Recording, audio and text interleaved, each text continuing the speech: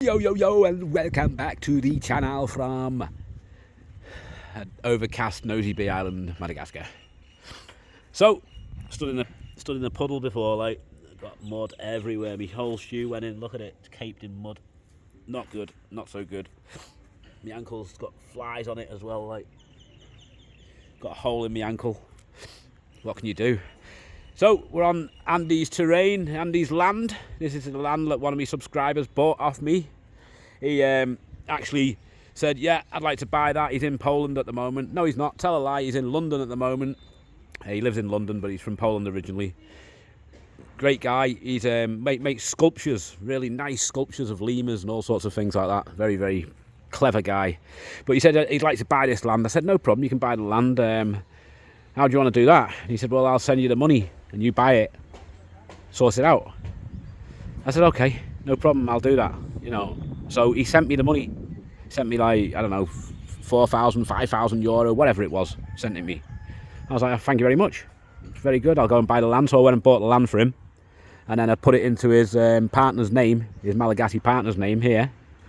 And here we are today, digging out some work for him. He wants a toilet and a shower over here, so we're digging out the foundations for that. I'm going to put a well in here. Now obviously we've been next door to measure how deep the well is to get to the water level, and the water level is 17 meters deep. 17 meters. So I thought best to start in the deepest part, over there where it's where we've already got a 3 meter, 2.5 meter head start. So that's where we're going to put the well for him there. And then we're going to build a bungalow just where my car is here. We're going to build a nice 2-bedroom, simple bungalow, really for his mother-in-law to live in. So his mother-in-law's got a place to live in, because where she lives at the moment isn't the best, and obviously she's got to pay rent there, whereas here she can live rent-free. So he's a nice, decent guy. But word of advice, don't just go sending money to anybody in Africa. Even YouTubers, just because somebody's a YouTuber doesn't mean they're trustworthy. It so happens that I am trustworthy, but be careful just sending money to people. Another guy, Tom, German guy, he's I showed him some land the other day on a video that I did. Well, I didn't show it to him, I showed it to everybody, put it on YouTube, and he's seen it and said, I'm interested in that land. My wife's over in Madagascar at the moment, can she have a look? So we took her to have a look yesterday. She likes the land. I spoke to him last night. He wants to buy it. He wants it. 8,000 euro, he said to me. How do we go about that? I said, well, to be honest with you, Tom, the easiest way is just to send me 8,000 euro and I'll go buy your land for you.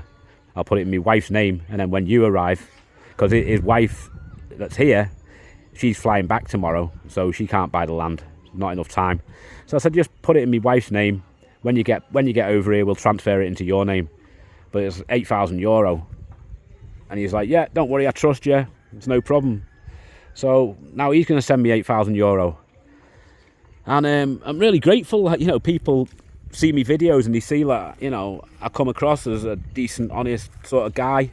And they trust me. But like I say, be careful trusting people in Madagascar. Like, in any foreign country, even your own country, be careful trusting people with money in this day and age. So many people just want to rob you. Like, you can't do anything, can you, without being worried if you're going to get robbed in a deal. Even with family and friends, like, you don't know who to trust these days. But with that, I'm going to go and buy that land for him, and then when he comes over in May, I'm going to transfer it into his company for him, and all will be well. And hopefully that land, it's a nice plot of land, like, just needs the road fixing. Hopefully they'll get the road fixed and he'll make a lot of money on that land in the future. So it's good. But I've made some brilliant contacts through YouTube, through doing YouTube videos. I've met some really decent people, some really clever people. I've met stock traders who are professional traders from London and stuff like that. I've had a career in that. I've met pilots, I've met doctors, I've met multi-millionaires, I've met like what do you call it, like somebody high up in the British aristocrat family. Is it aristocrat? An aristocrat? I don't know. don't know what you call it. He's an honourable. His title is honourable. But yeah, I've met some really great people, like some smashing people, and just some good guys as well. Just run of the mill, genuine, nice guys. I've even met like Bandito motorcycle members, stuff like that. It's just some proper characters, and some really nice guys and girls. So I'm really happy with that. Very, very happy that I'm meeting decent people and building decent friendships, which will probably last a whole lifetime. So there you go. But yeah, it's going well. There's water in this hole at the moment, but it's only because the rainwater's slightly under the ground. Once we get rid of that, we're going to be back down to soil again, and then we're going to have to dig and dig and dig. And I've got a feeling we're going to have to go down about 15 metres. Now that, if for anybody who doesn't know how big 15 metres is, it is a big distance. So there you go. Don't know what else to say, really. I've got a list of things to do. I'm feeling a little bit better. I've been a bit under the weather lately, but I'm feeling a little bit better today, which is good. I didn't know if we were going to get cracking on this today because it was rainy last night, and the night before was rainy as well. And just getting here, the road to come in here is a bit of a dirt track. Look at the state of my tyres. Literally got no grip whatsoever. It's just mud.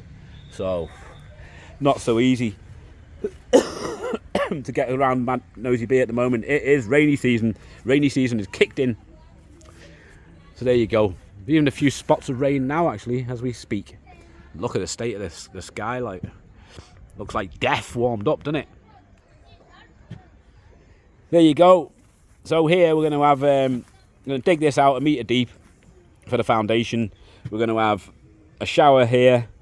We're going to have, in the middle, we're going to have a cupboard where we can keep the electric meter, because obviously you need a breeze block building to put the electric cable from there to the building here.